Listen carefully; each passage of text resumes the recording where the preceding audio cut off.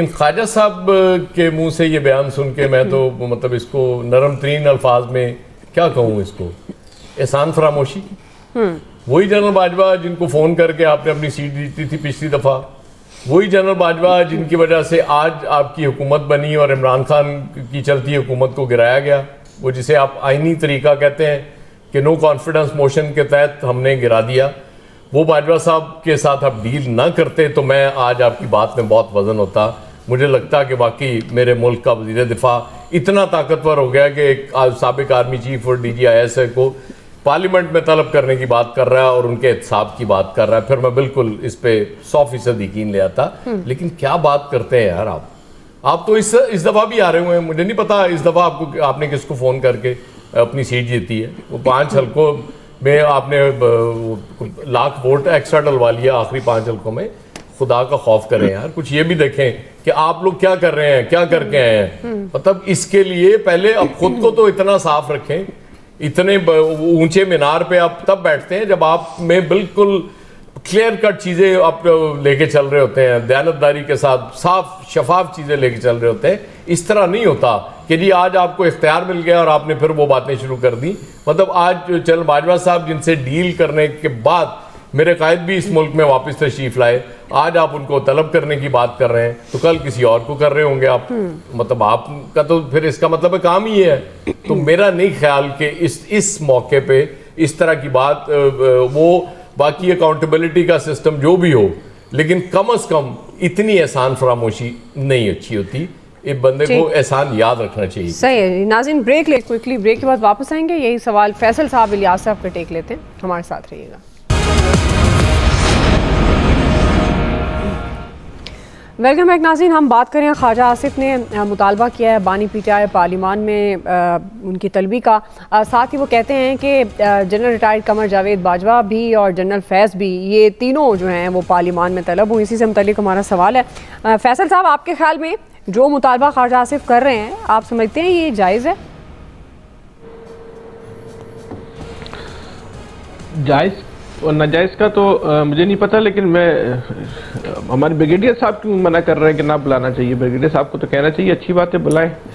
लेकिन बात यह है कि ख्वाजा आसिफ ने किस नीयत से बात कही, किस तनाजुर में बात कही। लेकिन मैं आपको बिल्कुल एक अपने ईमानदारी के साथ एक बात कही, मेरी ज़ाती राय हो सकता है गलत हो, इस मुल्क को बचाने का और सही सिम में डालने का ख्वाजा आसिफ ने जो है ना फार्मूला पेश कर दिया है।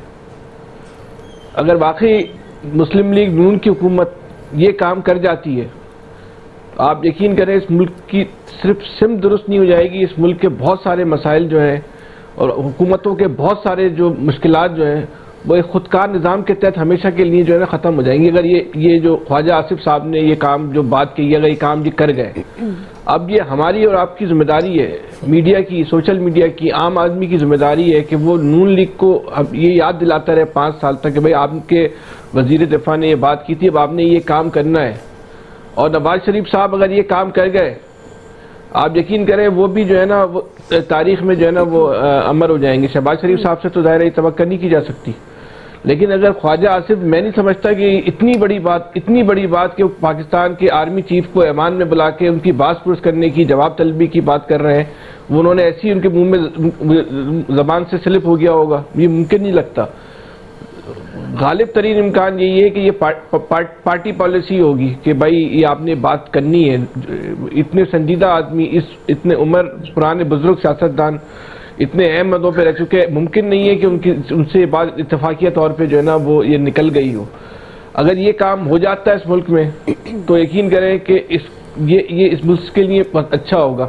और ये सिर्फ सियासतदानों के लिए अच्छा नहीं होगा, ये इस्टेब्लिशमेंट के लिए भी अच्छा होगा, ये तमाम रियासती इदारों के लिए अच्छा होगा कि सब लोग जो है वो अपनी अपनी जो है वो सिम में चलेंगे।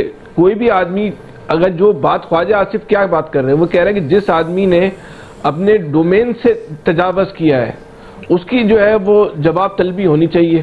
तो इसमें कबाहत क्या है? डोमेन से तजावज़ करने का इख्तियार तो एक गैर सरकारी आदमी को, एक आम इंसान को जिसका सरकार से कोई ताल्लुक नहीं है, उसके पास भी नहीं होना चाहिए ना। हम आप भी जब सड़क पे जाते हैं, गाड़ी चलाते हैं या पैदल चलते हैं तो एक कानून के दायरे में चलते हैं ना। हमारे पास भी इख्तियार नहीं होता ना कि हम सड़क पे जो है वो कानून की खिलाफ वर्जी करते हुए चलना शुरू कर दें। एक आम इंसान, एक आम आदमी जिसका कोई सरकारी हैसियत नहीं है, तो इस सरकारी हैसियत में किसी को इस बात का कैसे इख्तियार हो सकता है कि वो अपने जो है वो डोमेन से जो है वो तजावज़ करे। ये बात अगर हुई है, अगर ये काम इस मुल्क के अंदर होने जा रहा है, तो मुझे तो ये पाकिस्तान जो है यकीन करे एक बहुत अच्छी सिम में जाता हुआ नजर आ रहा है। काश के ये नून लीग कर जाए, लेकिन मुझे नहीं अंदाजा कि नून लीग कर पाएगी नहीं कर पाएगी। लेकिन मैं आमिर साहब से जरूर कमेंट लूंगा कि इनका क्या गुमान है कि नून लीग काम कर जाएगी या ऐसी खाली मुंह का फायर है। आमिर साहब क्विकली कमेंट कर दीजिएगा। इलियास साहब से पूछ लें, इनकी हर बात का जवाब देना जरूरी नहीं होता। चलिए इलियास साहब। नहीं, ख्वाजा साहब ने दो बातें की। ख्वाजा साहब कहते हैं कि इसके बारे में वो पूछ रहे हैं, वकला से अभी राय ले रहे हैं, और दूसरी तरफ ख्वाजा साहब कह रहे हैं कि जी उनको आप नहीं समझे, फिर नहीं समझे। जब दो बातें आ गई हैं अभी वो पूछ रहे हैं, तो इसके बारे में अब वो अपनी क्या कहते हैं अपनी कबीना से भी पूछेंगे इस बारे में। जब बात पूछेंगे तो ये बात उतनी देर में ठंडी हो जाएगी। तो ये बात तो उन्होंने जज्बाती तौर पर होकर कह दी कि बुला लेंगे, लेकिन अब देखना बुलाना भी चाहिए इनको। अगर इन्होंने कह दिया है तो इनके लिए, पार्टी के लिए ये बड़ी बात हो गई है कि जी बुलाएंगे। जो उनकी पार्टी के साथ हुआ, हाँ हुआ, जो गलत किया, गवर्नमेंट गिराई, जिस तरह गिराई, क्या किया, उन लोगों को आना चाहिए, आके बताना चाहिए। लेकिन इनसे बुलाया नहीं जाएगा, क्योंकि इन्होंने जब दूसरी तो बात की ना कि जी अभी इसके बारे में पूछेंगे, अगर हुआ प्रोविजन हुई कानून में तो वो बुला लेंगे।